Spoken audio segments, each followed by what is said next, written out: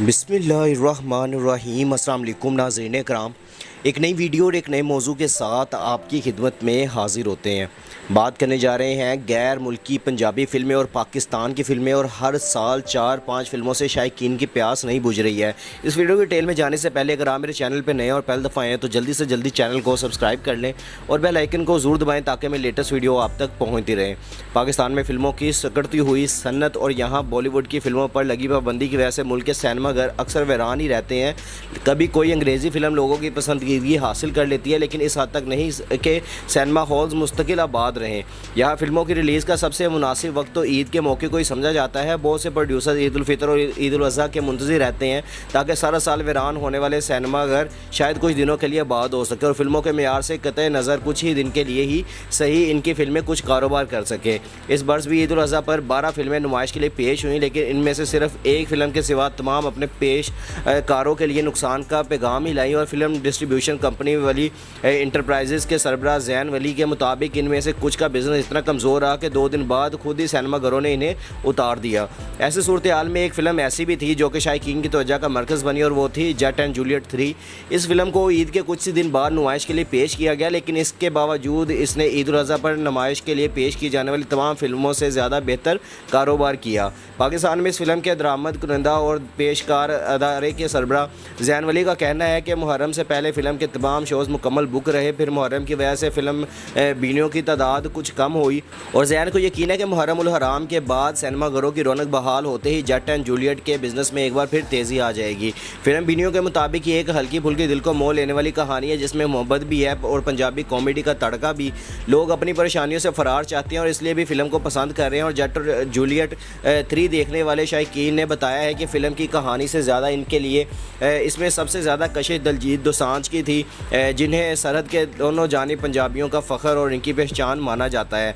लोगों की पसंदीदगी के बावजूद यहाँ सवाल ये पैदा होता है कि जब पाकिस्तान में इंडियन फिल्मों पर पाबंदी है तो फिर इंडियन पंजाब के फ़नकारों की फ़िल्में पाकिस्तान कैसे आ रही हैं। तो ज़ैन वली कहते हैं कि ये फ़िल्म इंडियन है ही नहीं। इन पंजाबी फ़िल्मों के प्रोड्यूसर गैर मुल्की होते हैं, लेकिन इन्हें इंडियन पंजाबी फ़िल्में कहना मुनासिब नहीं। इनमें ज़्यादातर कैनेडियन पंजाबी फ़िल्म्स हैं, जिस तरह के जट और जूलियट 3 को ही ले ले। इस वाइट हाउस प्रोडक्शन ने रिलीज़ किया है जो कि एक बरतानवी कंपनी है, जबकि इसके प्रोड्यूसर कनाडा के शहरी हैं। और पाकिस्तान में सिनेमा की गिरती हुई सनत को सहारा देने के लिए पाकिस्तानी हुकूमत ने गैर मुल्की फ़िल्में मुल्क में दिखाने की इजाज़त दे रखी है, और ज़ैन के मुताबिक इसी इजाज़त के तहत ये पंजाबी फ़िल्में भी यहाँ दिखाई जा रही हैं। और उनका कहना था कि इन फिल्मों की पाकिस्तान दरामद के लिए एक सख्त मेयार मुकर्रर किया गया, और सबसे पहले हमें वजारत इत्तलात से एक NOC लेना पड़ता है, और वजारत प्रोड्यूसर और आपके फ़िल्म बनाने वाली कंपनी के बारे में जाँच पड़ताल करती है। और अगर फ़िल्म नॉन इंडियन और इसमें पाकिस्तान के हवाले से कोई मनफी प्रोपोगंडा या फिर हमारी सकाफ़त के मुनाफी कोई बात ना हो तो NOC जारी कर दिया जाता है। लेकिन ये अमल यहाँ ख़त्म नहीं होता है। इसके बाद हमें फ़िल्म को पहले मरकज़ी और फिर सूबाई सेंसर बोर्ड से मंजूर करवाना पड़ता है, जिसके बाद ये फ़िल्म पाकिस्तान के सिनेमाघरों में दिखाई जा सकती है।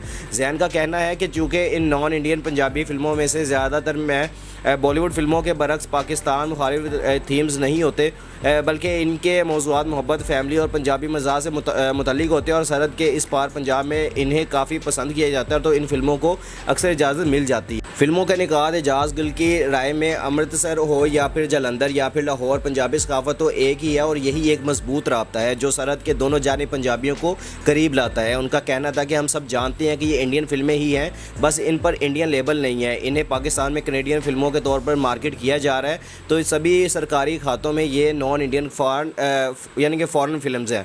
तो बहरहाल इससे होने वाली आमदनी तो वापस इंडिया ही जा रही है, और पंजाबी सकाफ़त और मज़ाक के साथ साथ इन फिल्मों को पाकिस्तान में मकबूलियत की एक बड़ी वजह इन फिल्मों में पाकिस्तानी अदाकाराओं की शमूलियत भी है। और कई बड़े नाम जैसे कि इफ्तिखार ठाकुर, नासिर चनियोटी, अकरम उदास और सुहेल अहमद को भी इन फिल्मों में कास्ट किया जा चुका है।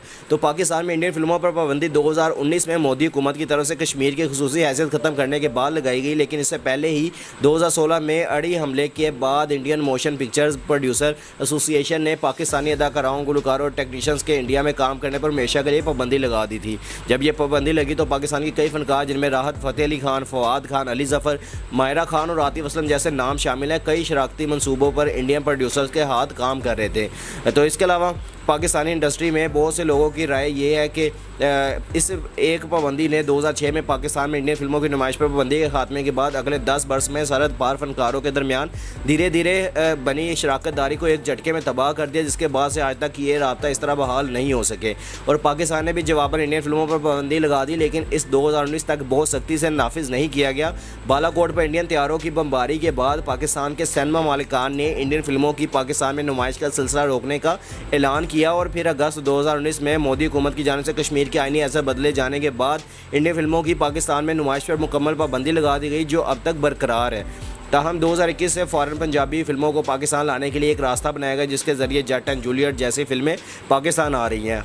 हुमा अमजद बॉलीवुड फिल्मों की दिलदादा हैं और वो कहती हैं कि इंडियन फिल्मों पर पाबंदी बेजा है और इसे हटा दिया जाना चाहिए। आर्ट की कोई सरहद नहीं होती और बॉलीवुड फिल्मों को भी पाकिस्तान में दिखाए जाने की इजाज़त हर सूरत मिलनी चाहिए। लोगों का हक़ है कि वो चुने वो क्या देखना चाहते हैं क्या नहीं। ये रियासत का काम नहीं कि इन्हें बताया कि वो क्या देख सकते हैं क्या नहीं।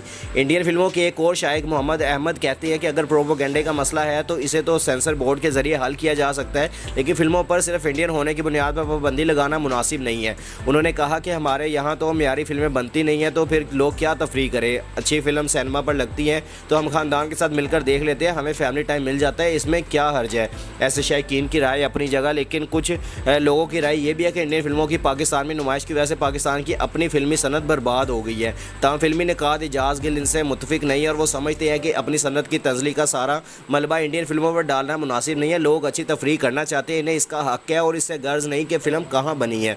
इजाज़ गुल कहते हैं कि कनाडा के रास्ते पाकिस्तान आने वाली इंडियन पंजाबी फिल्मों के लिए पाकिस्तानी पंजाब में बड़ी मार्केट है, क्योंकि सरहद के इस पार पंजाबी ज़ुबान बोलने वालों की तादाद कहीं ज़्यादा है। वो इसका फ़ायदा उठाना चाहते हैं, लेकिन इसके साथ साथ पाकिस्तानी सिनेमा मालिकान को भी मुनाफा हो रहा है, जबकि पाकिस्तानी पंजाबी अदाकाराओं को इन फिल्मों से जो मुआवजा मिल रहा है वो मुकामी इंडस्ट्री इन्हें कभी दे ही नहीं सकती थी। इजाज़ गुल के मुताबिक अभी भी साल में 4-5 ही ऐसी फिल्में पाकिस्तान लग पा रही हैं। यहाँ लोग मज़ीद ऐसा काम देखने के लिए चाह रखते हैं, वो चाह भी अभी भी पूरी नहीं हो पा रही। तो ताहम इजाज़ गुल की राय में इंडियन फिल्मों में से पाबंदी हटाने का फ़ैसला एक तरफ़ा तौर पर नहीं लिया जा सकता जब तक इंडिया पाकिस्तान से पाबंदी नहीं हटाता, और पाकिस्तान के लिए भी ऐसा करना मुमकिन नहीं होगा। बस यही दुख की बात है कि दोनों ममालिक में सियासत फिल्मों के लिए लोगों की चाह पर हावी है, लेकिन पाबंदियाँ हटाने में सभी की जीत है। तो ये मालूमाती वीडियो अगर आपको पसंद आई है तो जल्दी से जल्दी लाइक शेयर और कमेंट्स कर दिया करें, और जिस भाई ने अभी तक चैनल को सब्सक्राइब नहीं किया होगा वह जल्दी से जल्दी चैनल को सब्सक्राइब कर लें और बेल आइकन को ज़रूर दबाएँ ताकि मैं लेटेस्ट वीडियो आप तक पहुँचती रहे। इंशाल्लाह मिलते हैं नेक्स्ट वीडियो में। अपना और अपने आसपास के लोगों का ख्याल रखिएगा और दुआओं में हमें भी याद रखिएगा। अल्लाह हाफिज़।